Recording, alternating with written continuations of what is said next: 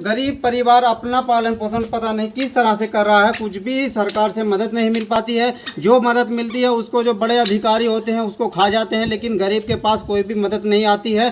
बताते चले, इन्होंने थोड़ा सा हमको बताया है, उसी को हम आपके साथ शेयर करेंगे। इन्होंने बताया कि हमारी एक कॉलोनी आई थी जिसको हमारे घर पे कुछ अधिकारी आए थे और हमसे कुछ रिश्वत मांगी गई थी, लेकिन हमसे रिश्वत नहीं बनी तो हमारी कॉलोनी वापस हो गई। अब मैं आपसे क्वेश्चन करना चाहता हूं कि इस गरीब परिवार की जो कॉलोनी आई थी वो भी वापस हो गई है कि आखिर ऐसा हमारे देश के अंदर क्यों हो रहा है। गरीब परिवार का हक मारा जा रहा है, इतना हक मारा जा रहा है कि आप विश्वास भी नहीं करेंगे। जो अधिकारी होते हैं, जो सरकारी विभाग में होते हैं, उनको अपने काम में थोड़ी भी अगर लगन होती तो शायद इस परिवार को कॉलोनी मिल जाती और शायद ये भी लेंटर में अपना जीवन यापन करते। नरेंद्र मोदी जी कहते हैं कि मैं 2022 तक इतने तक हर परिवार को एक घर की सुविधा में उपलब्ध कराऊंगा, लेकिन ऐसे परिवार को घर मिलना चाहिए था या नहीं मिलना चाहिए था। आपसे मैं क्वेश्चन कर रहा हूं, जो ये समस्या बनी हुई है, जो इस घर के रहने वाले हैं, उनसे बूझने का प्रयास करेंगे। अपना नाम बताइएगा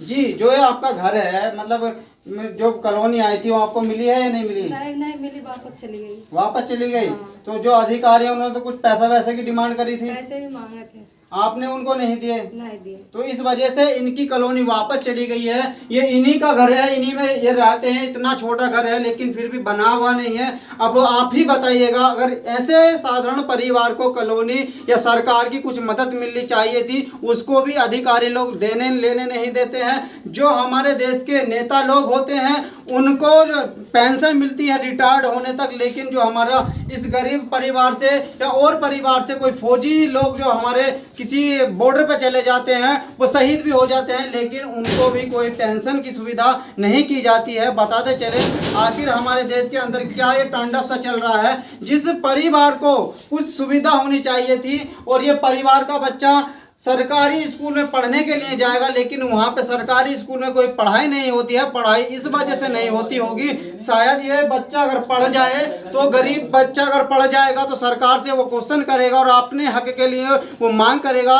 इस वजह से हो सकता है सरकारी स्कूलों में जो परिवार होते हैं उनको पढ़ाया नहीं जाता। पढ़ाई के नाम पे सिर्फ खिचड़ी खिलाई जाती है और खिचड़ी खिलाने के बाद उनको अपने घर वापस कर दिया जाता है कि आखिर ऐसा क्यों हो रहा है। मैं आपसे पूछने का प्रयास कर रहा हूं। जो हमारे नेता लोग हैं, जो अधिकारी लोग हैं, उनके ऊपर ये जो पूरा कार्य का भार होता है, लेकिन वो अपने काम को अगर सही से अंजाम दें तो शायद गरीब परिवार का भी कुछ हो सकता है, लेकिन वो कुछ नहीं करते हैं। मैं दिखाने का प्रयास करूंगा कि आखिर इस घर में देखिएगा, आज भी 2022 है, 1947 से हमारे देश के अंदर कड़ी का जो लकड़ी का हम प्रयोग करते हैं छत को रोकने के लिए, उसका प्रयोग किया जाता है। और आज भी इन परिवार को इतना बता दे, इतनी गरीबी का सामना कर रहे हैं। आज भी अपने पर घर के ऊपर ये कड़ी का इस्तेमाल करके अपने सिर को ढक रहे हैं, लेकिन कुछ भी इनको जो सरकार की सुविधा मिलनी चाहिए थी, इनको अभी कुछ सुविधा नहीं मिल पाई है। जो भ्रष्ट नेता हैं उनसे मैं रिक्वेस्ट करूंगा, शायद इन जैसे परिवार को तो थोड़ा बकसने की कोशिश करें, क्योंकि ये भारत ही देश के रहने वाले हैं और अपना पालन पोषण किस तरह से कर रहे हैं।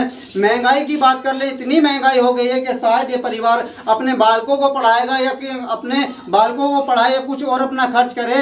इतनी महंगाई होते हुए भी ये परिवार को कुछ भी मदद नहीं मिल पाती है। जो पेंशन आती है उनको अधिकारी लोग अपने पॉकेट में जमा कर लेते हैं, लेकिन इस परिवार को कुछ भी नहीं मिल पाता है। मैं दोबारा आपको बताने का प्रयास करूंगा, जो इन्होंने हमको बताया उसी को हम आपके सामने बताने का प्रयास करेंगे कि बताया गया है इनके द्वारा कि जो इनके यहाँ पे कॉलोनी आई थी, जो अधिकारी लोग आए थे कॉलोनी के लेने के लिए, कॉलोनी भी नहीं मिली। इनसे थोड़ी सी डिमांड की गई थी, हमको इतना पैसा दीजिएगा।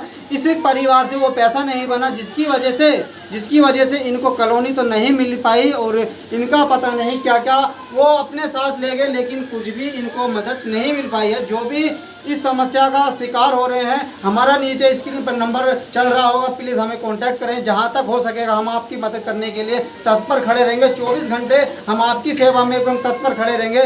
पीछे मैं दिखाने की कोशिश करूंगा ये क्या हालात बनी हुई है गाँवों में। इन बच्चों को पढ़ना चाहिए था, लेकिन पढ़ाई भी तो तभी होगी जब सरकारी स्कूल में कुछ सुविधा होगी। सुविधा के नाम पे अभी कुछ सोशल मीडिया पे ऐसा बताया गया है कि जो सरकारी स्कूल हैं अभी उनको किताब भी वितरण नहीं की गई है।